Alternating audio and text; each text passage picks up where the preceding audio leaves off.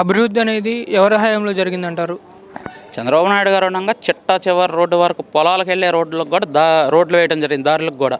ఇప్పుడు జగన్మోహన్ రెడ్డి మామూలుగా మెయిన్ రోడ్స్లోగానే గుంటలు గుంటలుగా ఉన్నాయి. ఇంతవరకు ఒక్క పారడ మట్టి కూడా వేయనటువంటి పరిస్థితి ఈ ప్రభుత్వంలో ఉంది. అదేవిధంగా చూసుకుంటే ఇప్పుడు వచ్చేసరికి చంద్రబాబు గారు పవన్ కళ్యాణ్ గారు కలిసి పోటీ చేస్తున్నారు అంటున్నారన్న, దాని మీద మీ అభిప్రాయం? ఈ రాష్ట్రంలో ఒక దుర్మార్గమైనటువంటి పరిపాలన కొనసాగుతోంది. ఆ పరిపాలన దించడానికి ఒక ఏదో ఒకమైనటువంటి ఇది రావాలని చెప్పి పవన్ కళ్యాణ్ గారు చంద్రబాబు నాయుడు గారు కలిసి పోటీ చేస్తేనే జగన్మోహన్ రెడ్డిని దించగలం, ఓట్లు చీలకుండా ఉంటాయనే ఉద్దేశంతో వారిద్దరు కలిసి పోటీ చేయడం జరుగుతుంది. అదేవిధంగా చూసుకుంటే కార్పొరేషన్లు ఉన్నాయన్న, బీసీ ఎస్టీ మైనార్టీ కార్పొరేషన్లు వరుసగా అన్ని కార్పొరేషన్లు ఉన్నాయి. ప్రతి కార్పొరేషన్ అభివృద్ధి పదంలో నడిపించడానికి చంద్రబాబు గారు కృషి చేస్తే జగన్ గారి హాయం వచ్చిన కార్పొరేషన్లు పట్టించుకునే పరిస్థితి ఏర్పడుతుంది. దాని మీద గతంలో బీసీ ఎస్టీ మైనార్టీ కాపు కార్పొరేషన్ ఏర్పాటు చేసి కొన్ని వేల కోట్ల రూపాయలు యువతకు స్వయం ఉపాధి కింద, యువత ఒకరి కింద పనిచేయకుండా వారే స్వయం ఉపాధి కింద చేసే విధంగా, ఒకరికి పనిచ్చే విధంగా వారు కార్పొరేషన్లు ఏర్పడి వారికి రుణాలు ఇచ్చి చేయడం జరిగింది.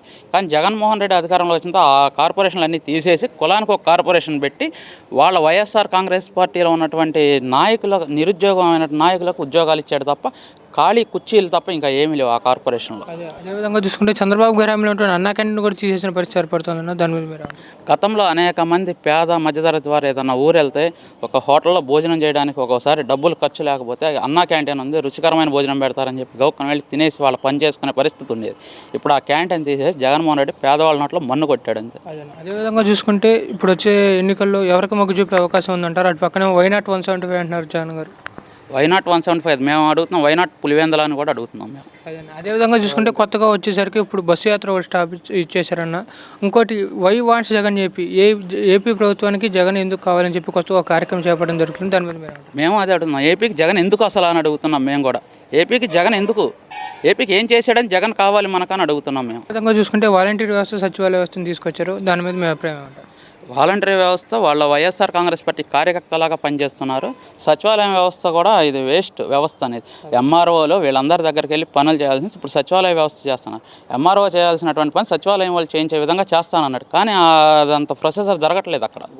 అదేవిధంగా చూసుకుంటే ఇప్పుడు వచ్చేసరికి నిరుద్యోగులకి ఉద్యోగం ఇస్తున్నారు, అది పక్కన పెడితే ఉద్యోగులకి సగటు కరెక్ట్గా జీతాలు ఇవ్వని పరిస్థితి ఏర్పడుతుంది.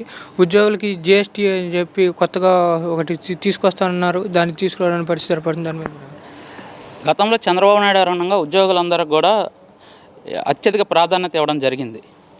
గతంలో చంద్రబాబు నాయుడు గారు ముఖ్యమంత్రి ఉండగా వాళ్ళకు ఉన్నటువంటి బెనిఫిట్స్ అన్నీ కూడా సకాలంలో ఇవ్వడం, జీతం వాళ్ళకి ఒక శాలరీస్ 1 తారీఖులో వేయడం అవన్నీ జరిగింది. రాష్ట్రంలో వాళ్ళకు కూడా భాగస్వామ్యం కావాలి, వాళ్ళు కూడా అభివృద్ధి చెందాలి అనే ఉద్దేశంతో చంద్రబాబు నాయుడు గతంలో ఇక్కడ అమరావతిలో సచివాలయం కట్టినప్పుడు కూడా వాళ్ళకి అనేక ప్రాధాన్యత ఇవ్వడం జరిగింది. కానీ జగన్మోహన్ రెడ్డి ప్రభుత్వంలో ఉద్యోగస్తులకి ఇది లేదు. అదేవిధంగా చూసుకుంటే ఇప్పుడు కొత్తగా చంద్రబాబు గారు మేనిఫెస్టో ఎలా ఉందంటారు? చాలా బాగుంది. మహిళలకు కానీ యువతకు కానీ గతంలో జగన్మోహన్ రెడ్డి గారు 2,35,000 ఉద్యోగాలు ఇస్తా అన్నాడు. 2,35,000 ఉద్యోగాలు ఇస్తాను, ఒక్క ఉద్యోగం కూడా ఇవ్వలేదు ఇంతవరకు కూడా.